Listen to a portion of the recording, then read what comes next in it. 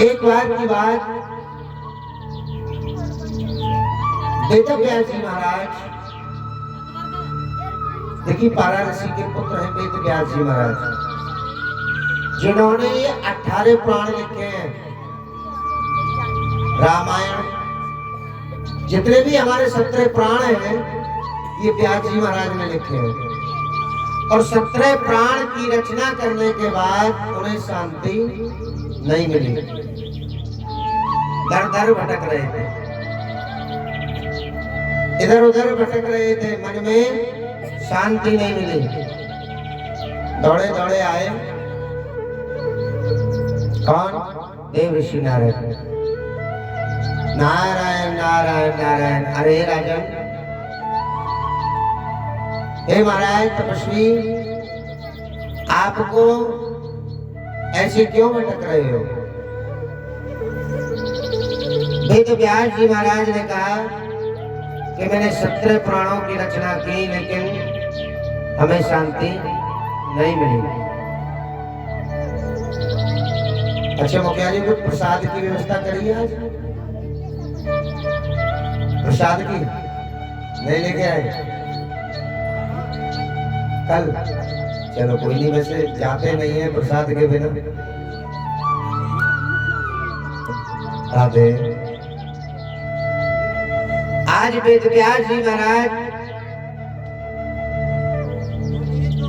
कहने लगे कि हमें शांति नहीं मिली, 17 पुराणों की रचना की। नारद जी ने कहा एक काम करो, अगर शांति चाहते हो बेटा बैठे हो जाओ। कैसे सो गई लल्ली? अभी कुछ सोने का टाइम है? कोई बात ना, कल इसके हम फ्री कर देंगे बेटा सबको।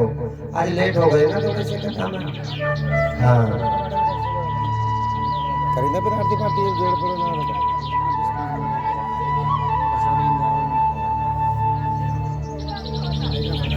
आज नारद जी ने कहा आप भागवत जी की रचना करो। वेद व्यास जी महाराज ने भागवत जी की रचना की। और देखिए बात और बता रहा हूं, भागवत जी को की रचना करने के लिए वेद व्यास जी महाराज कहाँ गए? बद्रीनाथ की गुफा में। चारों धाम में आती है, केदारनाथ, बद्रीनाथ, गंगोत्री, यमुनोत्री। कहाँ गए? बद्रीनाथ की गुफा में। अगर तुमसे कोई पूछने लग जाए, तुम्हारे गांव में कथा हो रही है, अब तुम कहने लग जाओ हाँ हो रही है। अब ध्यान से सुन लो बाबा, चौकीदार जी, कथा को ध्यान से सुन लो। तुमसे कोई पूछने लग जाए तुम्हारे गांव में भागवत कथा हो रही है, बोले हो रही है। अच्छा ये बताओ, गुरुजी ने तुम्हें बताया होगा भागवत जी की रचना किसने की? कोई पूछने लग जाए तुमसे तो कैसे बताओगे? ध्यान से सुन लो।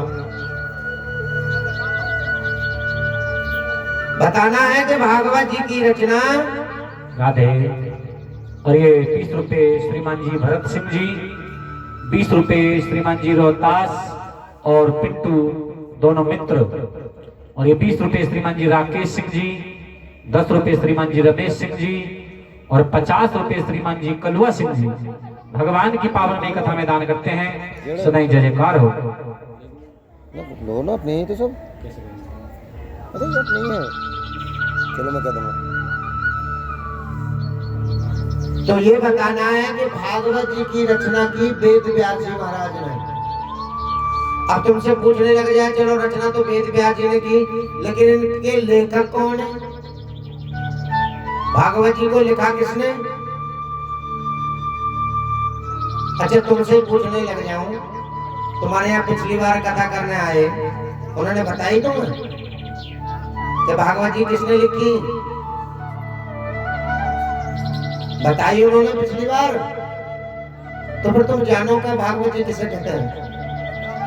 पहले ये भी तो जानकारी होनी चाहिए ना, भागवत जी को लिखा किसने, भागवत जी कहते किसे हैं, तभी तो बताओगे किसी को। भागवत जी के लेखक हैं गणेश जी महाराज।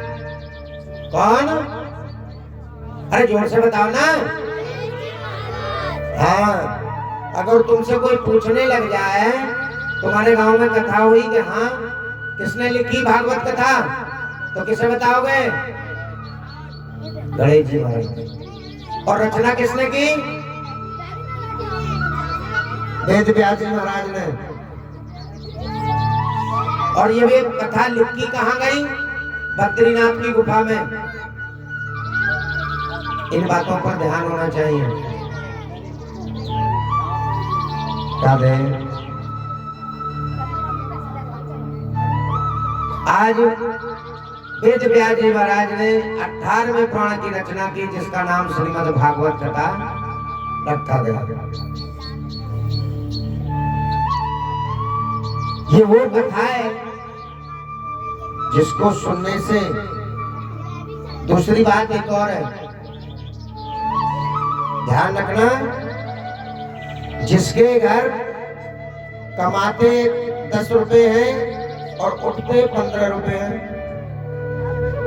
यानी 100 रुपए की कमाई 150 रुपए का खर्चा, जिसके घर से बीमारी नहीं टूटती हो, जिसके घर में लड़ाई झगड़े ज्यादा रहते हो, जिसके घर में बांझपन यानी संतान होनी बंद हो गई हो, समझ लेना घर में पितृदोष 100%।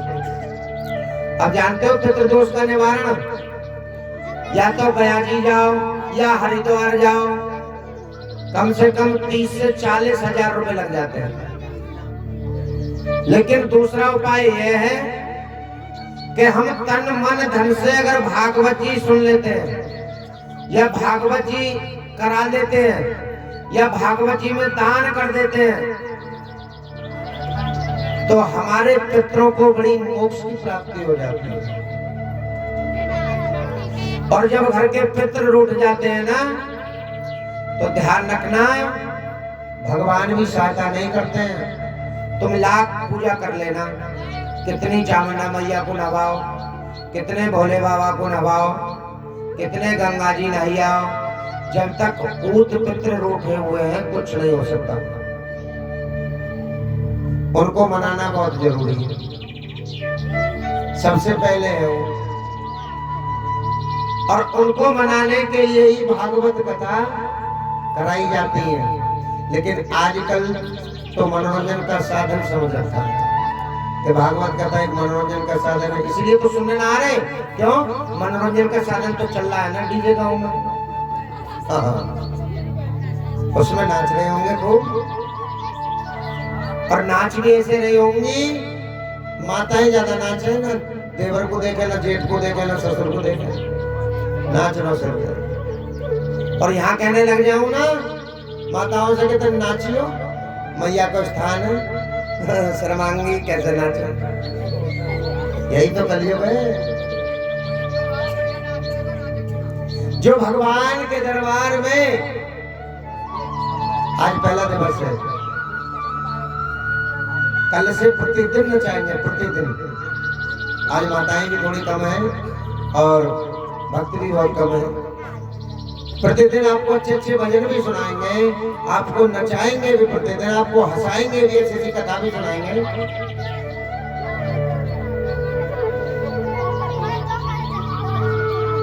लेकिन आज यहाँ भक्त लोग क्यों कमाए? आज बाबा का उपलक्ष्य कोई गांव में डीजे भी बज रहा है, सोच रहे होंगे भाई इस डीजे को देखो पहले, क्योंकि वहाँ लोगों ने पीवी रखी होगी, शराब पीवी के भी नाच रहे होंगे, तो वहाँ तो कलयुग का वास होगा जरूर। और यहाँ धर्म है, यहाँ भगवान की कथा चल रही है, तो यहाँ क्यों आए? कुछ हो सकता है, मैंने भी देखा इधर जाके, हो सकता है आवाज भी ना पहुंच रही हो कभी।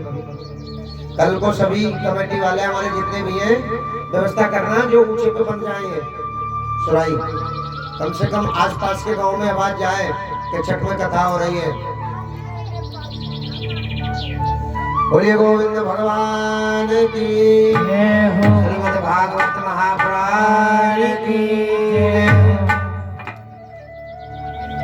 तो कल से माताएं अन्न सब लेकर के आए और कल ठीक 8 बजे सबको आ जाना है कथा पंडाल में। 8 बजे पंडित जी महाराज आ जाएंगे, 8:30 बजे व्यास गद्दी पर हम सब आ जाएंगे और बड़ी बड़ी सुंदर कथा। और कल झांकी वाले भी आएंगे, वो झांकी वाले अपने नृत्य करेंगे राधा कृष्ण का, भोले पार्वती।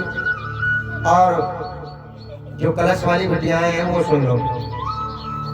कल स्कूल जाती हो सब हैं? क्या बजे?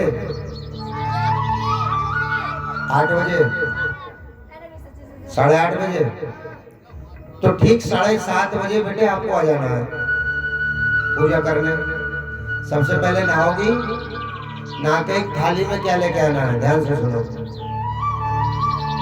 सबसे पहले लोटा में जल और रोली, थोड़ी सी रोली तिलक लगाने वाली, धूपबत्ती, फूल, एक फल, केला हो, सेब हो, संतरा हो, कोई भी हो, एक फल प्रतिदिन लाना है बेटा। और दक्षिणा जरूर लेके आनी है। संकल्प होता है ना, पूजा के बाद संकल्प बोला जाता है, तो दक्षिणा जरूर लेके आनी है बेटा।